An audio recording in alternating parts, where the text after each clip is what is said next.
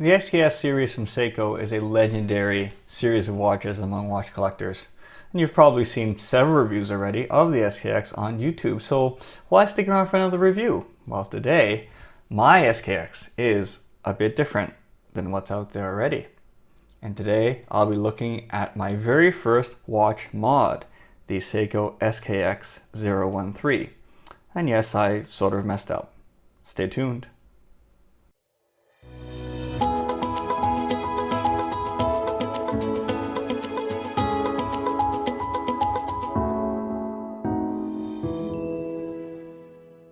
Hello internet friends and welcome back to the Quality Time channel. My name is Lester and I'll be your host for this watch review.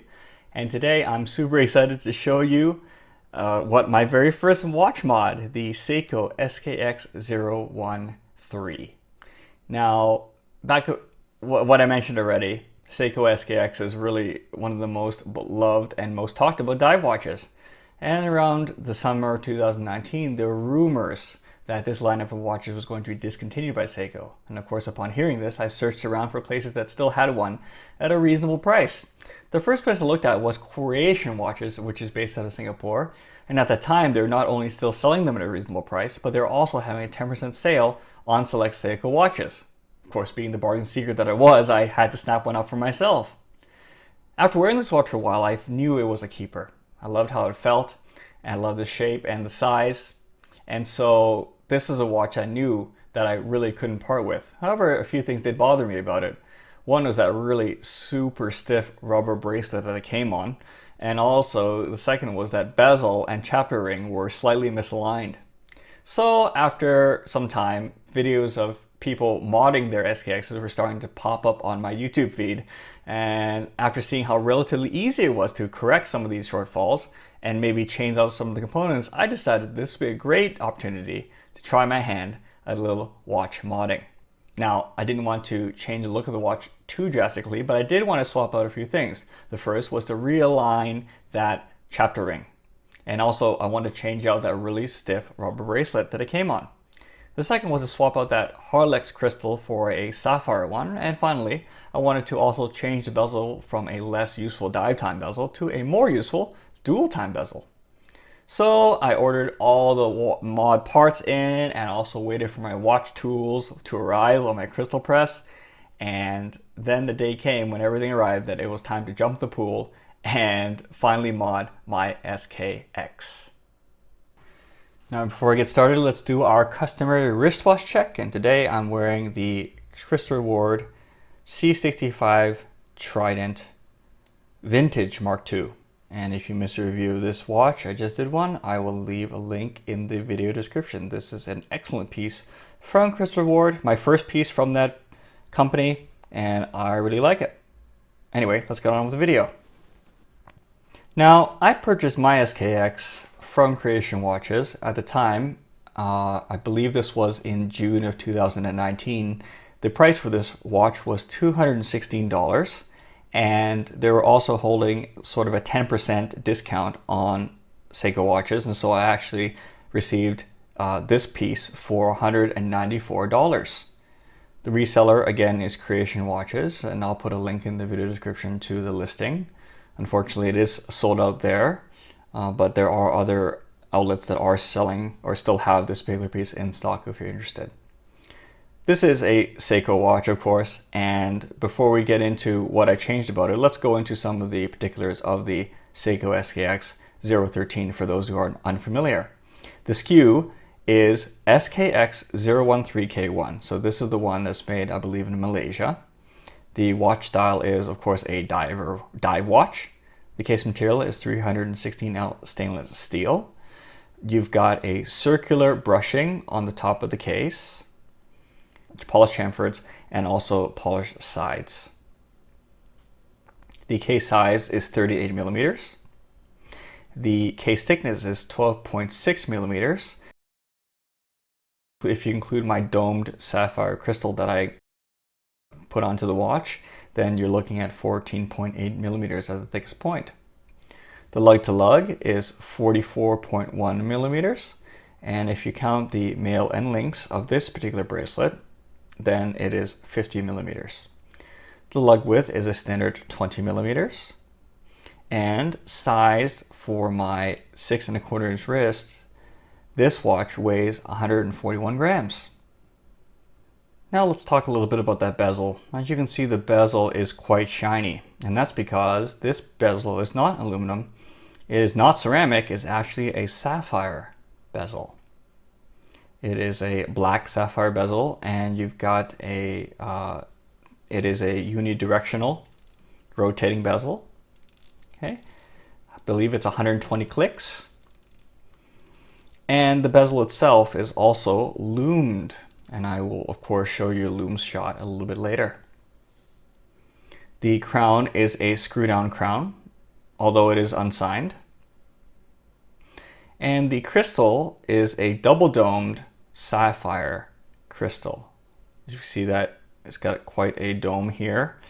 And you've got that glint of AR coating. If I move that watch in the light, you can see it's sort of a blue ring.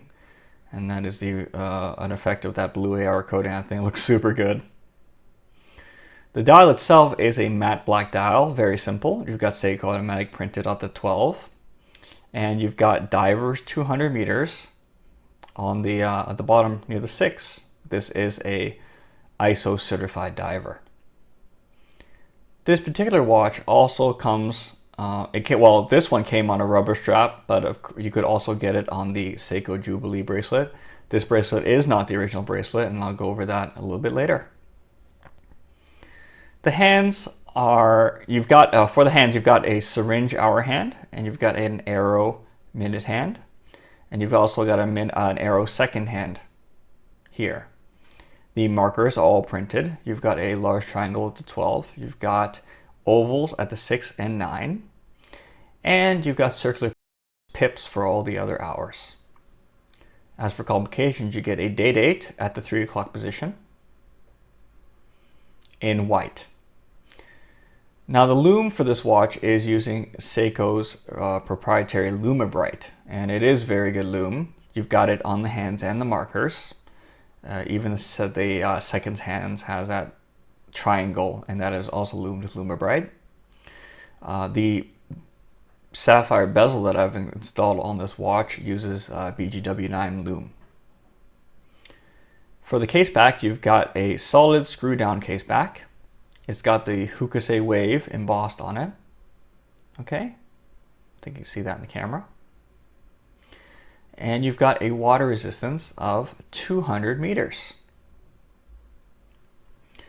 The movement inside this watch is the Seiko 7S26, and now Seiko uses this particular movement on a lot of their watches, including their Seiko 5 offerings. It is a 21 joule movement and vibrates at 21,600 beats per hour with a power reserve of roughly 41 hours. Now this bracelet is a Jubilee bracelet. It is a strap code Jubilee bracelet, and it is made of 360 nail stainless steel. It's got solid links, and you've also got solid end links. And they're also screw links. I'll show you that right over here. There it is. These are screw links. The clasp is a fully milled clasp with a, you've got a safety fold over here, and it's also double push button deployment. It is fully milled, as you can see. And you've got 6 micro adjusts so that you can really get a nice fit with this bracelet. Measured on my time grapher, the accuracy of this piece is plus 11 seconds a day with a beat error of 2 milliseconds. And I had to check this, but the warranty on this watch is 1 year from Creation Watches. Alright, so what did I change about my SKX013? Well, first of all, after taking it apart, I went in and realigned that chapter ring so that it matched up with the indices. I think I did a pretty good job there. The second thing I changed was, of course, that sapphire bezel.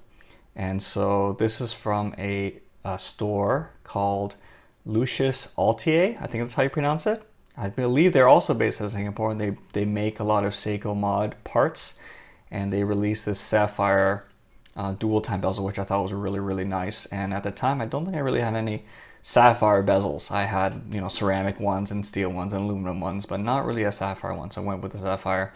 And I also went with their dual time option because I believe dual time for my needs is a lot more useful than having a dive time bezel. The crystal is from Crystal Times, and I'll put a link to all the stuff in the video description, but it's a double domed sapphire crystal with blue AR, and you can easily see that blue AR as I sort of shift it in the light. I think that blue ring really makes it look sweet. The strap or the bracelet here is from Strap Code. It is, I believe, their Jubilee Boyer Super O or something like this. Anyway, I can't remember the name offhand, but I will put a link to all of the parts in the video description. I believe it is a very solid bracelet. It's not cheap, but you do get what you pay for. Now, all in all, the bezel cost me about $60. The crystal was about $40, and the bracelet was about $80. So all in all, I spent like almost $180, $190 for these three parts, which is pretty much what I paid for the entire watch. So what do I like about the SKX? Well, of course, with this is the 013 model, and so is the smaller 38mm case. So I believe it wears it wears really nice on my small 6¼ wrist, at least a lot better than I think a 42mm 007 or 009 would. It is a very classic and legible design. Even in dark situations, you're not going to have any problems telling the time, so that's a great thing. For the price point, I mean, when I bought it, it was around $200, and so the lume at that price point is really, really good. Seiko's Lume Bright is pretty famous for being excellent at night, and this 013 is no exception. The lume hands, well, if you look at the second hand, you can see that the lume is placed at the triangle at the front of the hand. Compare that to the 007, which has a round lume on the counterbalance of the second hand, which I don't like as much. I like it on the, it'll actually point to the seconds. So I think that's a better way to do it. You've got the crown at the 4 o'clock position, which I think is really neat. I like to wear my watches below the bone, and so when I put this on, the crown does not really dig into my hand. So I think that's a great place to put the crown. I really like that feature. You've got a very useful day date function, so this is a great piece if something you could wear really every day. I like having it at least a date, but day date is even more useful. I mean, this is an ISO certified 200 meter dive watch, and so getting it wet is really not a problem. This is a no-nonsense tool watch and with a reliable time-tested movement inside of it, and at around $200 mark, it is an excellent value at that original price. One thing I also like about this watch is, of course, the huge modding community that has made parts for the SKX series. You can find just about anything: dials, hands, bezels, all different types of things that you can do to personalize and customize your own SKX. There are just so many things available, and also straps. This is a very solid strap code bracelet. I really quite like it. It's definitely better than a step up from the AliExpress Oyster that I had it on originally. It's a huge step up, and it is priced to match that as well, but it's a really nice bracelet. You've got a really nice double dome sapphire from Crystal Times. I think it's just gorgeous the way you can see the blue flashes in the light. Looks really, really nice. And that dual time sapphire bezel really makes it pop, and also a lot more useful, like I said, to me anyway, than a dive time bezel, because I don't go diving. And I guess finally what I really like about this mod is it's an SKX. You really have a lot of credibility with watch collectors. The SKX is also a movie star, featured in many different films, like All Is Lost with Robert Redford. And so it's one of the most iconic dive watch designs, and I knew that this is one piece I really wouldn't be letting go, so I figured might as well make it or personalize it the way I like it. So what are some of the negatives? Well, it is a Seiko watch, and not that Seiko is a bad brand, but at the lower end of the scale, sometimes they do have some QC issues.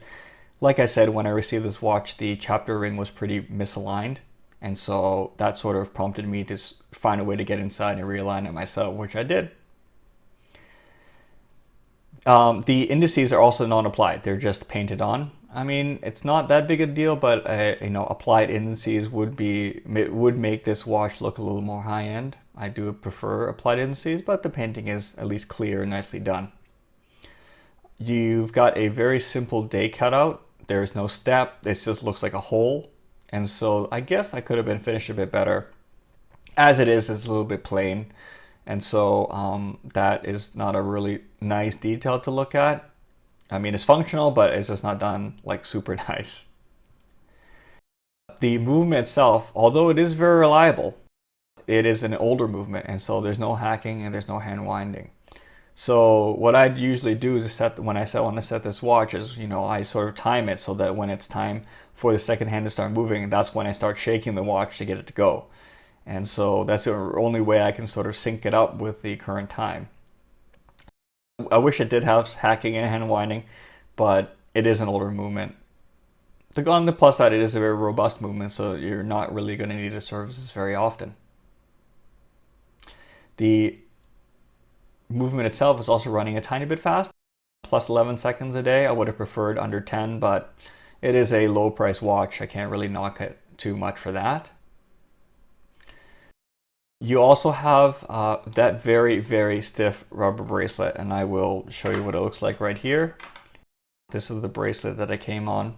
It is a rubber strap, and it is, I believe, highly, highly uncomfortable. As soon as I got it, I basically took it off, and I wore it on a NATO for the longest time until I found a bracelet replacement for this watch. I mean, it's got a cool Hokusai wave on the end of it, but it is not a really nice bracelet at all. I tried it the first time, and yeah, I immediately took it off and changed it out for a NATO strap. So the bracelet that came with it, I would not use it.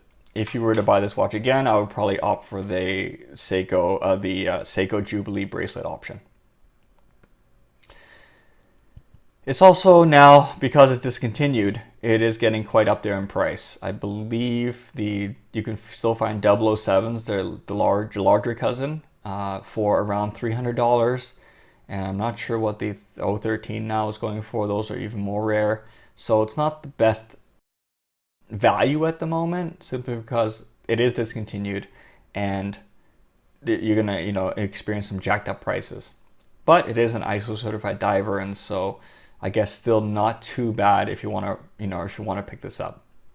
And so if you've looked at the thumbnail, you see it looks pretty good from afar, but I definitely messed up in a place, and I don't know if you can see that, but if I just take a look at the camera here, you can see a little bit of some damage on the case near where the bezel is, and that's where I sort of slipped as I tried to pry it off, and I damaged the case with my screwdriver. And so that's sort of that's where I messed up on this particular mod. It was the first piece that I modded, and it was sort of like oops when I did it, but I mean, it doesn't really bother me that much. It sort of reminds me that it was me that modded the case, and I'm sort of proud of what I did, even though I did sort of slip up there. And so that is the, oopsie for my watch mod.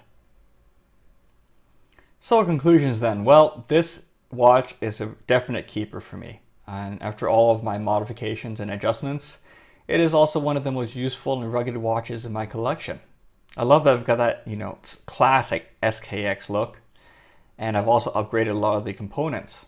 And so, adding that dual time function really does help out a lot. Adding that nice solid bracelet makes it feel real nice with those 6 micro adjusts, so I can get that nice fit. And that crystal really does make the whole design pop. I think it looks really good with that sapphire crystal. Of course, it's not a perfect watch, even with all these changes. And in order to overcome some of these shortcomings, you're going to have to throw some real money at it. So, if you add all the parts to the watch that I did, not to mention all the tools I needed, like the crystal press I had to buy, then to complete this build on your own, it's going to cost more than the watch itself. And so once you add up all those numbers, it's hard to say that the SKX is a good value anymore. And before it was known for being a good value dive watch, now that the prices are inflated.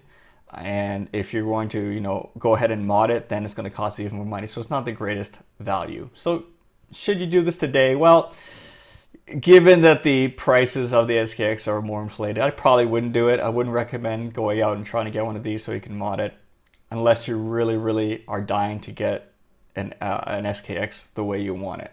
I think that would be the only exception, because there are some resellers that are selling SKX-like designs that are pre-built with upgraded materials. And one such reseller is Long Island Watches. Their Islander series is highly inspired by the SKX, and they offer many of these improvements right out of the box, like improved bezels. They offer ceramic bezels and sapphire crystals and all this with the same or a very similar overall look, especially the case. They've done a really good sort of like an homage, but it is an original design because they've added their own elements. But if you like the SKX look and you don't want to bother with trying to mod one yourself, then I would take a look at one of the Islanders. As an aside, I do have an Islander coming in for review. I did order one. It is not a dive watch, but it is an Islander, so be sure to hit that subscribe button so you don't miss that review. However, if you are interested in modding a watch, if this sort of thing interests you as a hobby, then the SKX is a classic, and the reason is simply because there are so many parts available for the SKX. And so you're going to have a lot of fun, you know, trying to make one of these your own. This watch, like I said, is a keeper. And I'm very happy that I got it so that I could, you know, experience watch modding, you know, on my own. After putting the work in, I can really say that this watch is uniquely mine. And it is a piece that'll always be in my collection. And there it is, my SKX review. I think this is a rite of passage for YouTube watch reviewers. Thank you so much for making it all the way to the end of the video. What did you think about my choices for my SKX mod? Do you think they were good? Would you have gone another way? Please let me know in the comments below. Did you mod your own SKX? What did you choose? Please let us know in the comments. I guess that's all for now. My name is Lester, and thank you for spending some quality time with me. Take care now.